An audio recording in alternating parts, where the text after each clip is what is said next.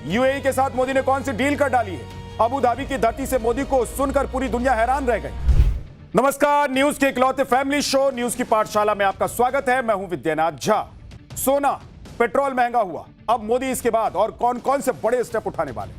इधर कांग्रेस छाती पीट रही, उधर विदेश निकल गए मोदी। यूएई के साथ मोदी ने कौन सी डील कर डाली है? अबू धाबी की धरती से मोदी को सुनकर पूरी दुनिया हैरान रह गई। मोदी ने ऐसा क्या कह दिया? एलपीजी पर नया समझौता भी हुआ। देश में कोल गैस भी बनने जा रहा है। क्या सच में गैस इंपोर्ट की झंझट खत्म होने जा रही है? क्या गजब होने वाला है? पाठशाला में डिटेल चैप्टर। 4 दिन पहले पीएम मोदी ने कहा था कि भैया सोना मत खरीदो। लोग नहीं माने, पैनिक बाइंग शुरू हो गई, जिसके बाद इंपोर्ट ड्यूटी बढ़ाई गई। सोना 10,000 महंगा हो गया कि लो भाई अब खरीद लो सोना। और इसी तरह पेट्रोल के लिए पीएम मोदी ने पहले अपील की थी कि पेट्रोल बचाओ, कम यूज करो, ज्यादा करोगे तो दिक्कत बढ़ेगी, लेकिन बहुत से लोग नहीं माने।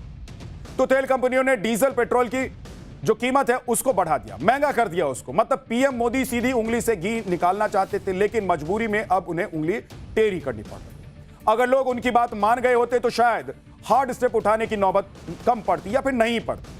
आप देखिए कि तेल कंपनियों ने पेट्रोल और डीजल के दाम 3-3 रुपए बढ़ा दिए हैं। यानी दिल्ली में पेट्रोल की नई कीमत अब 97 रुपए 77 पैसे प्रति लीटर हो गई है और डीजल के नए दाम 90 रुपए 67 पैसे प्रति लीटर हो गई है। भाई अगर सरकार कुछ कहती है तो पूरे हालात पर सोच विचार करने के बाद ही कहती है। मोदी ये अपील अपने फायदे के लिए थोड़ा ना कर रहे थे कि नहीं भाई मेरा फायदा हो जाएगा, मेरी जेब भर जाएगी, ऐसा थोड़ा ना कर रहे थे मोदी। देश हित में वो ये ऐलान कर रहे थे, अपील कर रहे थे कि भाई थोड़ा सा बचत कर लीजिए। इसलिए हम सभी लोगों को चाहिए कि पीएम की अपील को माने। लेकिन कांग्रेस को देखिए कि अलग ही छाती पीट रही है। तेल के दाम बढ़ने पर कांग्रेस आई तौबा मचाए हुए, और इसी वजह से कांग्रेस और बीजेपी के बीच ऑयल प्राइस को लेकर डेटा वॉर छिड़ गया। किसके क्या दावे हैं उसके बारे में भी आज आपको बताने वाला हूं। लेकिन आप देखिए कि इसी कांग्रेस की मनमोहन सरकार में जब जब तेल के दाम बढ़े तब तब पीएम मनमोहन से लेकर वित्त मंत्री पी चिदम्बरम तक ने तेल के दाम बढ़ाने के समर्थन में कैसे कैसे तर्क दी। आज वो सारे पुराने बयान आपको सुनवाने वाला हूं। इधर पीएम मोदी यूएई निकल गए, वहां यूएई के साथ भारत ने कौन सी डील कर डाली और इस डील से क्या फायदा होने वाला है, इसके बारे में डिटेल में आज आपको बताने वाला हूं। यूएई में मोदी का कैसे शानदार स्वागत किया गया, आसमान से लेकर जमीन तक कैसे मोदी मोदी हो गया, आज एक एक तस्वीर आपको दिखाने वाला हूं। अबू धाबी की धरती से पीएम मोदी ने हॉर्मुज को लेकर ईरान को ऐसा संदेश दिया कि दुनिया हैरान रह गई। मतलब जो बात ट्रंप चीन जाकर जिनपिंग से नहीं बुलवा पाए, वो बात मोदी ने ईरान के पड़ोस में बैठकर कह दी। वो बयान सुनाऊंगा आपको कि प्रधानमंत्री नरेंद्र मोदी ने ऐसा क्या कह दिया जिससे पूरी दुनिया हैरान रहेगी। इसके अलावा आपको बताऊंगे कि भारत के हाथ जादू की ऐसी कौन सी छड़ी लगने वाली है कि भारत को यूरोप गैस और एथेनॉल का इंपोर्ट करने की जरूरत नहीं पड़ेगी। भारत की जमीन में दबा कोयला कैसे गजब का कमाल करने वाला है, इसके बारे में भी डिटेल में आपको बताऊंगा। लेकिन पहले ये ट्रेलर देखिए।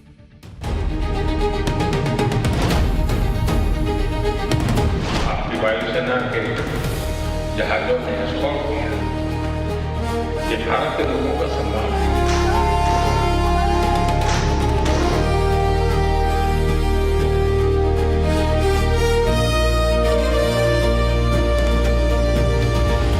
हॉर्मुज को फ्री, ओपन और सेफ बनाए रखना ये हमारी सबसे बड़ी प्राथमिकता है।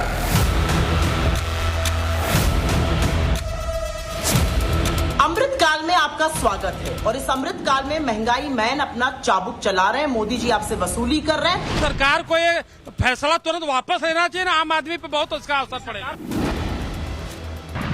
कम गाड़ियों से चलें, जहां आवश्यक हो वहीं पे चलें, यात्राओं को कम करें ताकि आपका बजट भी ना हिले और देश का बजट भी ना हिले।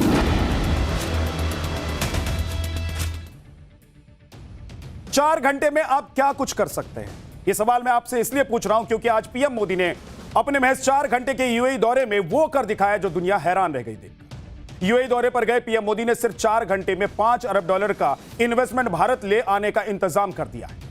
कुछ लोग पीएम मोदी के इस विदेश दौरे पर सवाल खड़े कर रहे थे। विपक्ष तो यह कह रहा था कि लोगों को विदेश जाने से रोककर पीएम मोदी खुद विदेश दौरे पर निकल गए। अरे भाई, मोदी ने सैर सपाटे के लिए थोड़े ना विदेश जाने का तय किया है, यह अपील की कि भाई आप लोग मत जाइए, मैं घूम के आता हूं। किसी काम से जाने के लिए वो उन्होंने तय किया होगा कि जाना है तो वहां से कुछ लेकर आना है, तो काम के लिए वो गए हैं और काम करके आ रहे हैं। 4 घंटे में उन्होंने जो कर दिया वो कर लेंगे क्या आप? आज से 5 देशों के दौरे पर निकले प्रधानमंत्री नरेंद्र मोदी सबसे पहले यूएई पहुंचे, जहां में 4 घंटे के शॉर्ट स्टॉपेज में उनका जो मिनट टू मिनट का शेड्यूल था सब काम धाम निपटाकर पीएम मोदी यूएई से यूरोप के लिए निकल गया जो सब कर। लेकिन यूरोप जाने से पहले यूएई की अपनी छोटी सी विजिट में भारत का बड़ा फायदा कैसे प्रधानमंत्री नरेंद्र मोदी ने करवा दिया, इस फायदे के बारे में आज आपको बताने वाले। आज भारत और यूएई के बीच निवेश और समझौतों को लेकर कई फाइलों पर दस्तखत हुए। भारत और यूएई के बीच रणनीतिक रक्षा साझेदारी के लिए एक फ्रेमवर्क पर समझौता हुआ। रणनीतिक पेट्रोलियम भंडार पर एमओयू एक्सचेंज किया गया। एलपीजी यानी कि लिक्विफाइड पेट्रोलियम गैस के इंपोर्ट पर समझौता हो गया।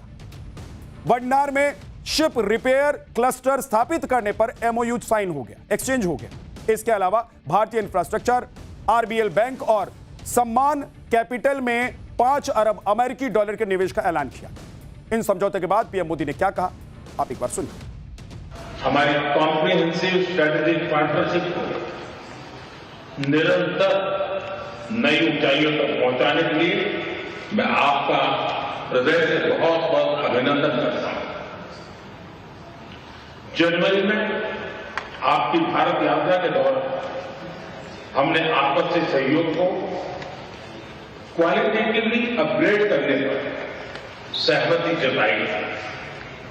इतने कम समय में भी हमने सभी विषयों में उल्लेखनीय प्रगति की। दोनों टीमों के बीच भी करीबी संपर्क रहा। आज जिस तरह की परिस्थिति है, इसमें भारत और यूएई की स्ट्रेटेजिक साझेदारी, इसका महत्व कई गुना बढ़ गया। 28 फरवरी से ईरान ने हॉर्मूज पर पहरा बिठा रखा है, यानी कि आज करीब 2.5 महीने हो गए, लेकिन ईरान हॉर्मूज खोलने को तैयार नहीं है। ईरान को डर है कि अगर उसने हॉर्मूज खोल दिया तो अमेरिका का जो जहाज है वो हथियार भरकर वहां पहुंच जाएगा और फिर ईरान हॉर्मूज से अपना कंट्रोल हमेशा हमेशा के लिए खो देगा। ईरान का डर अपनी जगह है, लेकिन आप देखिए कि इससे पूरी दुनिया का कितना बुरा हाल हो रहा है। दुनिया भर के देश एनर्जी क्राइसिस से निपटने के लिए तमाम तरह के इंतजाम करने में जुट गए। खुद भारत भी इसकी मार से अछूता नहीं है। पीएम मोदी भी 2-2 बार ऊर्जा संकट से निपटने के लिए पेट्रोल बचाने की अपील जनता से कर चुके हैं। इसलिए यह बहुत जरूरी है कि हॉर्मुज खुले, वहां से गुजरने वाले जहाजों को सेफ रास्ता मिले और किसी भी जहाज पर हमले ना हो। लेकिन यह होगा कैसे?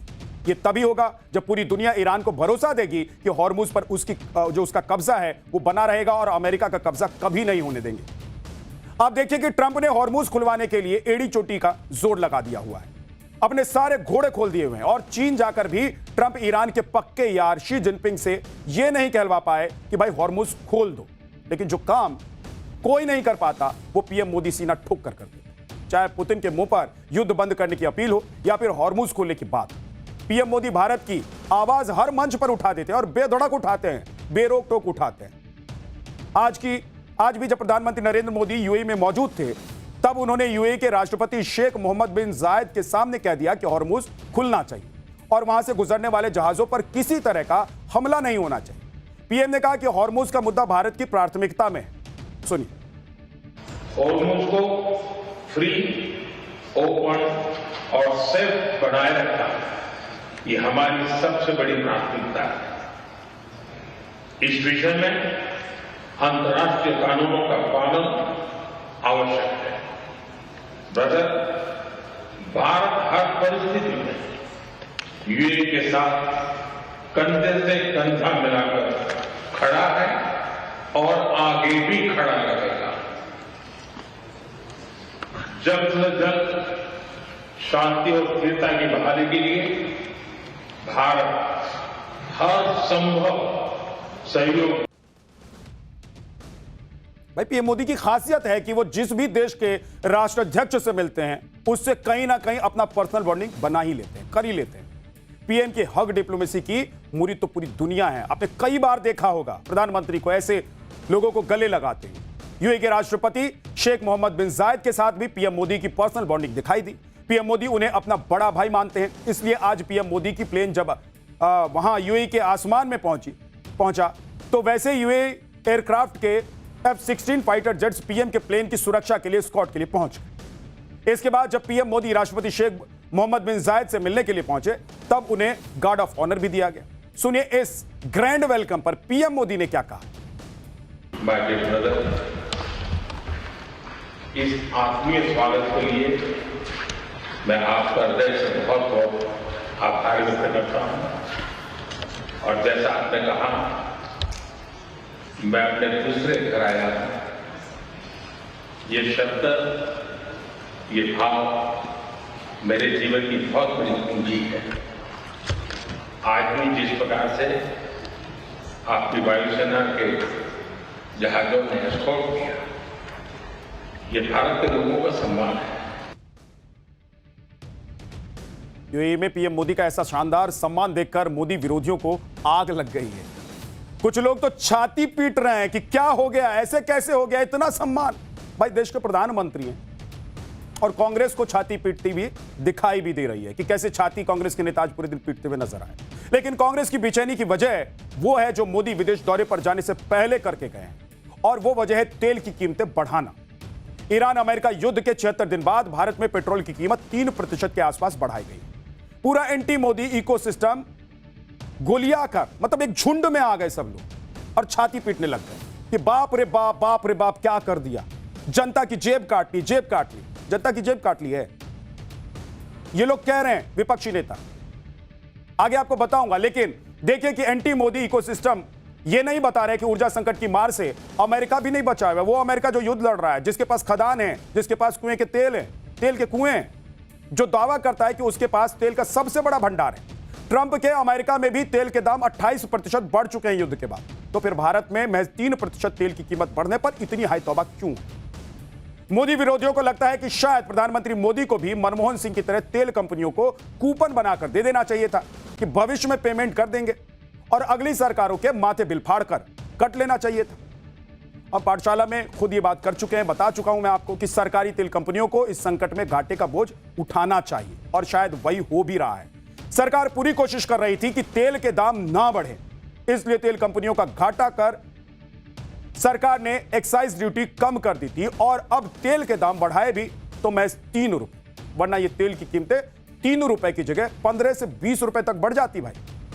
इसलिए मनाइए कि स्ट्रेट ऑफ हॉर्मुज जितनी जल्दी हो सके खुल जाए, उतना अच्छा होगा, नहीं तो आगे ऐसे कई और झटके लग सकते। तेल के दाम बढ़ने पर देखिए कि प्रधानमंत्री मोदी के बनारस में लोगों ने आज क्या कहा है, वो क्या सोच रहे हैं। सरकार को ये फैसला तुरंत वापस लेना चाहिए ना, आम आदमी पे बहुत उसका असर पड़ेगा। पहले तो मैं ये बोलना चाहूंगा, प्रधानमंत्री मोदी जी जो विदेशों का दौरा करते हैं वो अपने घूमने के लिए नहीं करते हैं, ये देश की अर्थव्यवस्था को मजबूत करने के लिए, अन्य देशों से संबंध मजबूत करने के लिए, व्यापार बढ़ाने के लिए करते हैं। और रही बात तेल बढ़ने की, तेल की कीमतें जो 2-3 रुपए बढ़ी हैं, अन्य देशों में जाके आप देखेंगे सर, वहाँ काफी दिक्कतें हैं। अपने देश में तो बहुत सुधार है।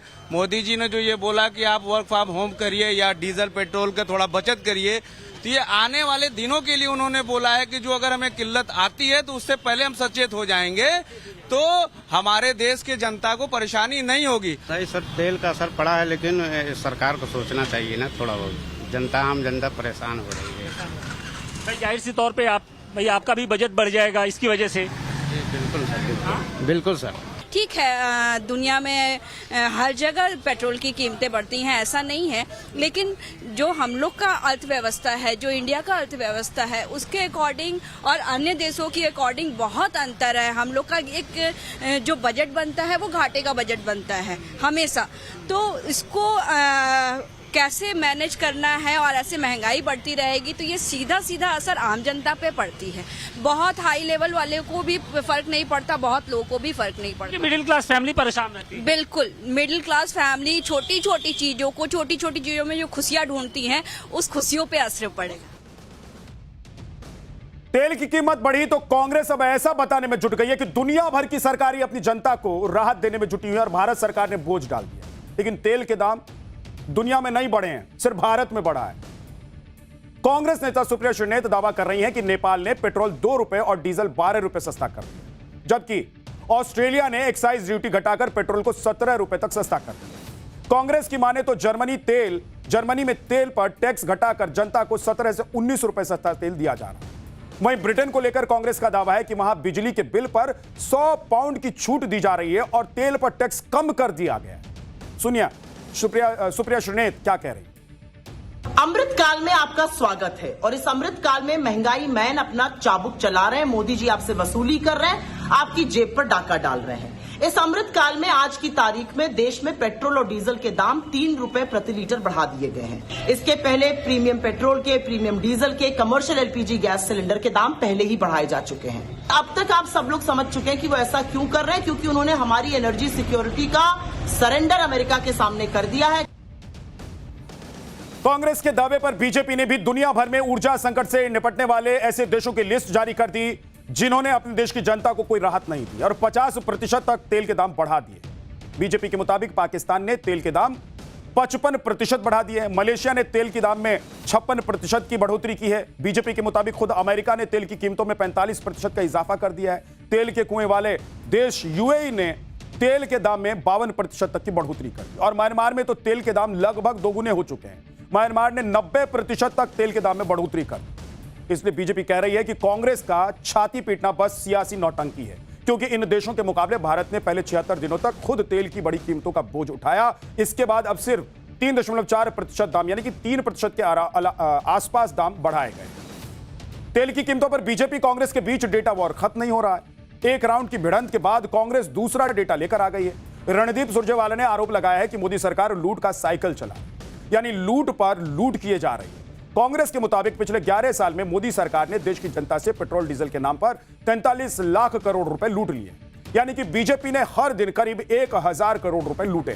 कांग्रेस का दावा यह भी है कि मोदी सरकार में क्रूड का औसत रेट $70 प्रति बैरल रहा है। इस हिसाब से पेट्रोल की कीमत 61.60 यानी कि 61 रुपए 60 पैसे प्रति लीटर और डीजल की कीमत 56 रुपए 99 पैसे प्रति लीटर होनी चाहिए। लेकिन मोदी सरकार कई साल से पेट्रोल की कीमत 94 रुपए वसूल रही है। कांग्रेस के इस आरोप पर बीजेपी ने फिर से एक डेटा जारी कर दिया है। बीजेपी ने दावा किया है कि हॉर्मुज संकट की वजह से कई देशों को वो करना पड़ा जो उन्होंने कभी सोचा तक नहीं, जैसे कि जापान को अपना सबसे बड़ा इमरजेंसी पेट्रोलियम रिजर्व एक्टिव करना पड़ा है। साउथ कोरिया ने अगले 30 साल के लिए नेशनल फ्यूल कैप लगा दिया है और फिलीपींस ने नेशनल एनर्जी इमरजेंसी डिक्लेयर कर दी है। थाईलैंड में डीजल के दाम डबल हो गए और पाकिस्तान ने तो सभी स्कूल कॉलेज 2 हफ्ते के लिए बंद कर दिए। बहरहाल सियासी तकरार तो अपनी जगह है, लेकिन तेल के दाम बढ़ने के बाद गुजरात के अहमदाबाद में पेट्रोल पंप पर क्या माहौल है, अब जरा एक बार आपको सुनवा। गुजरात में अभी 2 दिन पहले ही अमूल दूध के भाव बढ़ने के बाद आज फिर से पेट्रोल के भी दाम बढ़ गए हैं। जो पेट्रोल का दाम है वो 2.99 रुपीज का बढ़ा हुआ है, जहां की डीजल में 3.09 रुपीज का इंक्रीज हुआ है, जिसकी वजह से यहाँ पर पेट्रोल पंप को आपकी लाइन भी थोड़ी सी कम नजर आ रही है। यहाँ पर पेट्रोल पंप भी जितने भी लोग हैं, आइए उनसे भी बात करते हैं और जानते हैं यहाँ का क्या रुख है, लोग अभी क्या सोच रहे हैं। मेरा कहना ये है कि भाव बढ़ा है, पर अभी क्या करें, जरूरत है तो बढ़ाना तो पड़ेगा, क्योंकि अपने रोजिंदा व्यवहार में चलना है तो बढ़े तो अपना जरूरत है तो बढ़ाना तो पड़ेगा ही, बिना पेट्रोल के तो चलेगा नहीं। पेट्रोल और डीजल का सप्लाई डेपो से नॉर्मल आ रहा है और आज सुबह में 2 रुपीज 98 पैसा पेट्रोल में और 3 रुपीज और 9 पैसा डीजल में पर लीटर बढ़ा है सुबह से, और ऐसी कुछ भीड़ के ऐसा तो कुछ हुआ नहीं है, नॉर्मल ही चल रहा है ऑपरेशन। मात्र 3 रुपए तेल के दाम बढ़ने पर कांग्रेस ऐसे छाती पिट रही है जैसे सरकार ने क्या ही गजब कर दिया, लूट लिया है, लूट मचा दी सरकार ने। लेकिन इसी के बाद बीजेपी ने कांग्रेस की मनमोहन सरकार के टाइम के ऐसे ऐसे बयान जारी कर दिए जिसमें खुद मनमोहन सिंह, पी चिदम्बरम और कांग्रेस के तमाम नेता पेट्रोल के दाम बढ़ने के समर्थन में ऐसे ऐसे तर्क देते हुए नजर आए जो आपके गले तक नहीं उतरेगा। एक बार सुनिए। आपको याद है कि कांग्रेस की यूपीए की सरकार क्यों गई थी देश से, और जो गई तो अभी तक नहीं आई, और क्यों नहीं आई है भाई? सबसे बड़ा मुद्दा था महंगाई का और भ्रष्टाचार का। इन्हीं महंगाई के मुद्दे और भ्रष्टाचार के मुद्दों ने कांग्रेस को ऐसा डुबोया कि आज तो कांग्रेस निकल नहीं पाई है। लेकिन आपको पता है कि मोदी सरकार ने अभी तक पेट्रोल डीजल की कीमत को थाम के रखा था। कई लोगों ने सवाल उठाया कि जब कच्चे तेल की कीमत कम हुई तब तो सरकार ने तेल की कीमत कम नहीं की। भाई अभी जो घाटा चल रहा था उसकी भरपाई जो हो रही थी वो कहां से हो रही थी? अभी जो चल रहा था वो कैसे चल रहा था? युद्ध के बाद से अब तक जो भारत में, हमारे देश में केंद्र सरकार ने या तेल की कंपनियों ने कीमत में कोई इजाफा नहीं किया। 76 दिन तक, 76 दिन सोचिए कि कितना होता है, और पूरी दुनिया में क्या क्या 90% तक तेल की कीमत बढ़ा दी कुछ देशों ने। तो अब यह हालत हो गई थी, अब पानी नाक से ऊपर जाने लग गया था। अब लगा था सरकार को और तेल कंपनियों को कि अगर अब नहीं थोड़ा सा बढ़ाएंगे, अब अगर थोड़ी बचत की बात नहीं करेंगे तो हाल यह हो जाएगा कि बांग्लादेश और पाकिस्तान। तो बांग्लादेश और पाकिस्तान बनना है क्या?